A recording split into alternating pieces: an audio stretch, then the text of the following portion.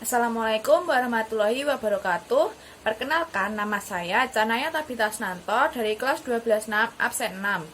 Pada kesempatan hari ini, saya akan mengulas sebuah novel yang berjudul A Wrinkle in Time. A Wrinkle in Time adalah sebuah novel karangan Madeleine L'Angel atau yang lebih akrab disebut Mado, yang diterbitkan oleh PT Mizan Publika pada tahun 2017 dan diterjemahkan ke dalam bahasa Indonesia oleh Maria Lubis. Di negara asalnya sendiri, di Amerika, novel ini sangat diminati dan paling populer di kalangan anak-anak. Lalu, siapa sih Madeleine L'Angel? Madeleine ini adalah seorang anak yang lahir di New York City pada tanggal 29 November tahun 1918. Ia sudah menyelesaikan tulisan atau cerita pertamanya pada saat ia berumur 5 tahun. Dan kegiatannya menulis jurnal ini berlanjut saat ia berusia 8 tahun atau saat ia menginjak sekolah dasar. Hobinya pada saat ia masuk ke sekolah dasar ini membuat nilai akademiknya itu menurun atau berbeda dari teman-teman yang lainnya.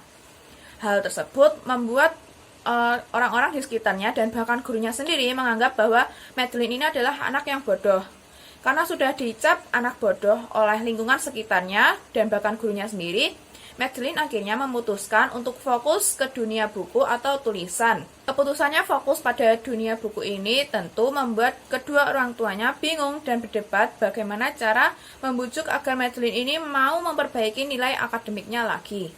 Sejak ia kecil, Madeleine telah berhasil menulis lebih dari 60 buku. Dan bukunya yang paling populer adalah buku A Wrinkle in Time ini. Buku ini ia rilis pada tahun 1963 dan memenangkan penghargaan Newbery's Award pada tahun 1964. Namun, di akhir masa hidupnya, Madeleine ini sudah tidak mampu untuk melakukan perjalanan jauh karena ia menderita osteoporosis dan adanya gegar otak yang ia alami pada tahun 2002.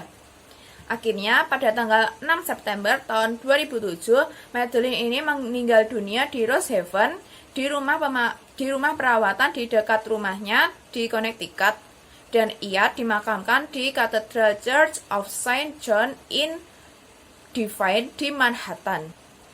Lalu yang selanjutnya saya akan menjelaskan secara garis besar isi buku ini atau sinopsis dari buku ini.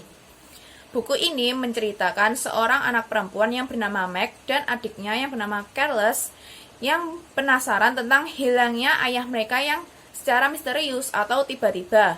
Ayah mereka adalah seorang ilmuwan yang mempelajari tentang benda-benda langit atau benda-benda luar angkasa. Setelah ayahnya ini menghilang, Meg dikatakan berubah karena sikapnya itu berbeda dari sebelum-sebelumnya. Ia menjadi seorang perempuan yang lebih pendiam, lebih agresif, atau lebih bertingkah seperti anak laki-laki yang membuatnya itu diejek atau dijauhi oleh teman sekelasnya. Namun, laki-laki populer di sekolahnya yang bernama Kelvin itu justru mendekatinya karena penasaran dengan sifat unik yang dimiliki oleh Meg.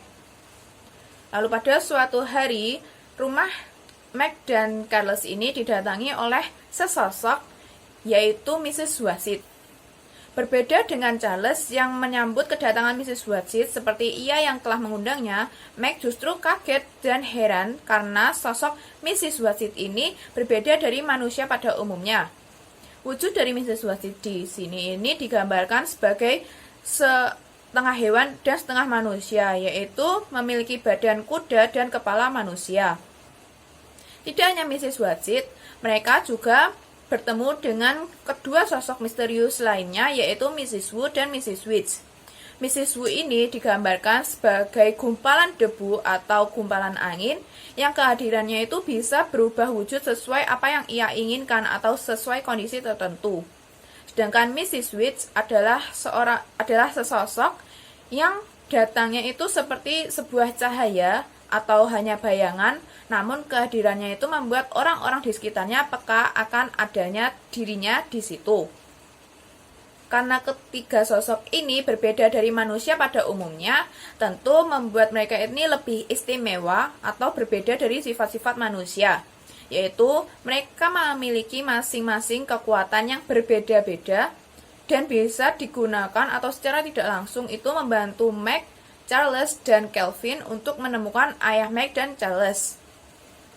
Mereka mendatangi rumah tua dan membuka pintu dimensi kelima yang diceritakan sebagai latar garis besar di cerita ini atau yang disebut Teresak. Namun bukan hanya ketiga sosok tersebut di dalam petualangannya menemukan ayah Meg dan ayah Charles ini, mereka juga menemukan sosok-sosok lain yang wujudnya itu berbeda dari manusia pada umumnya atau berbeda dari hewan pada umumnya. Ketiga sosok tersebut yaitu Mrs. Watts, Mrs. Watsit, dan Mrs. Witts adalah sosok yang membantu Meg dan Charles untuk menemukan ayah mereka. Mereka menembus ruang dan dimensi ruang dan waktu dari Uriel, Kemezot atau energi jahat, Arian atau medium bahagia, lalu kembali lagi ke Kemezot, tempat ayah mereka itu ditawan atau tertahan. Setelah saya menyelesaikan membaca novel ini, saya menemukan sebuah kutipan yang dikatakan oleh Mrs. Wu pada halaman 105 di buku ini. Kutipan tersebut ditulis atau diucapkan oleh Mrs. Wu itu menggunakan bahasa asing yang memiliki arti bahwa bumi itu kecil jika dilihat oleh manusia dari surga. Menurut pendapat saya pribadi, kutipan tersebut memiliki makna bahwa dunia ini tidak hanya seperti apa yang kita lihat selama ini, namun dunia ini lebih besar dan jauh lebih besar jika dibandingkan semesta yang kita tinggali saat ini. Karena itu, kita tidak boleh mematok atau menentukan bahwa sesuatu itu salah, sesuatu itu tidak ada, sesuatu itu tidak mungkin. Kita tidak boleh mengatakan atau berpikiran seperti itu. Karena nyatanya, sampai saat ini belum 100% ini dunia atau alam semesta ini bisa diteliti atau dijelajahi oleh para ilmuwan sekalipun. Karena itu, kita harus memikirkan segala kemungkinan yang terjadi atas apa yang sudah kita lakukan atau apa yang akan kita lakukan ke depannya. Yang selanjutnya adalah saya akan menjelaskan pandangan hidup penulis dalam buku novel yang ia tulis. Buku novel A Wrinkle in Time ini menceritakan seorang tokoh utama yang bernama Meg. Meg adalah seorang anak perempuan yang memiliki cara pandang berbeda terhadap dunia dan cenderung memiliki banyak sekali pertanyaan-pertanyaan yang belum ada jawabannya di pikirannya. Secara garis besar dapat disimpulkan bahwa cara pandang berbeda setiap orang itu bukan berarti orang itu bodoh, namun setiap orang memiliki cara berpikir masing-masing dan solusi untuk memecahkan suatu masalah tertentu. Yang selanjutnya adalah keterkaitan latar belakang penulis dengan isi cerita. Buku ini ditulis oleh Madeline, di mana ia adalah seorang anak pendiam yang memiliki imajinasi tinggi dibanding anak-anak di usianya. Ia sudah menuliskan banyak sekali imajinasinya di dalam buku novel tersebut, seperti adanya kehadiran dimensi kelima, adanya sosok-sosok misterius yang berbeda dari manusia atau hewan pada umumnya, dan yang ketiga adalah adanya alur yang terbilang cukup unik jika dipikirkan oleh anak-anak atau orang seumurannya. Selain itu, di latar belakangnya Madeline tadi juga sudah saya katakan bahwa Madeline ini adalah anak yang suka menyendiri pada dunianya sendiri karena ia itu berpikiran atau memiliki cara pandang berbeda dari orang-orang di sekitarnya.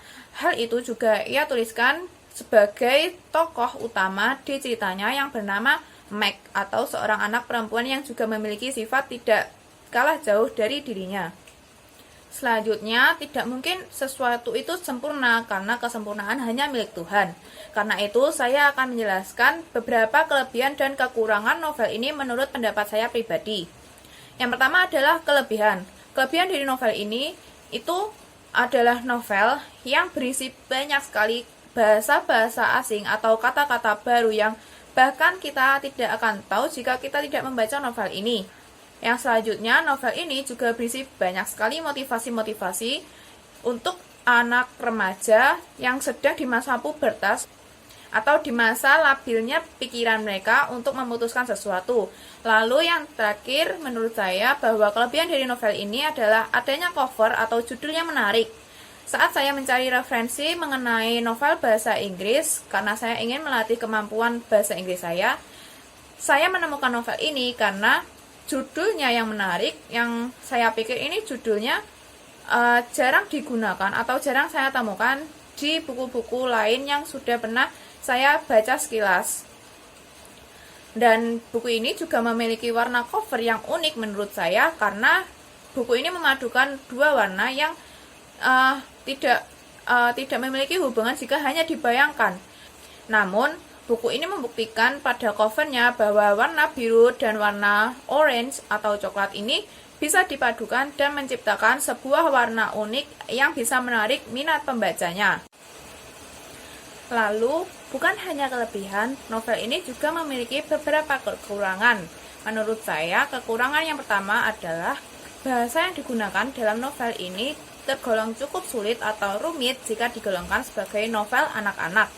Saya sebagai pembaca remaja cukup kesulitan untuk memahami apa yang penulis tuliskan di dalam kata-kata tersebut atau makna tersembunyi dari kata-kata tersebut.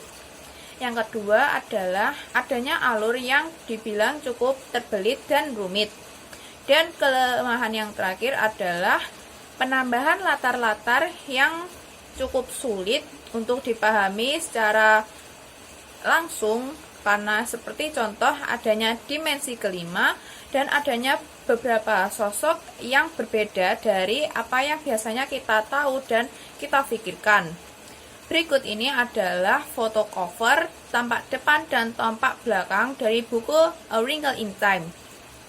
Pada penerbitan asli, buku ini ditulis dalam bahasa Inggris, namun bisa dicari dalam terjemahan bahasa Indonesianya di toko buku atau di online shop yang kalian biasa gunakan.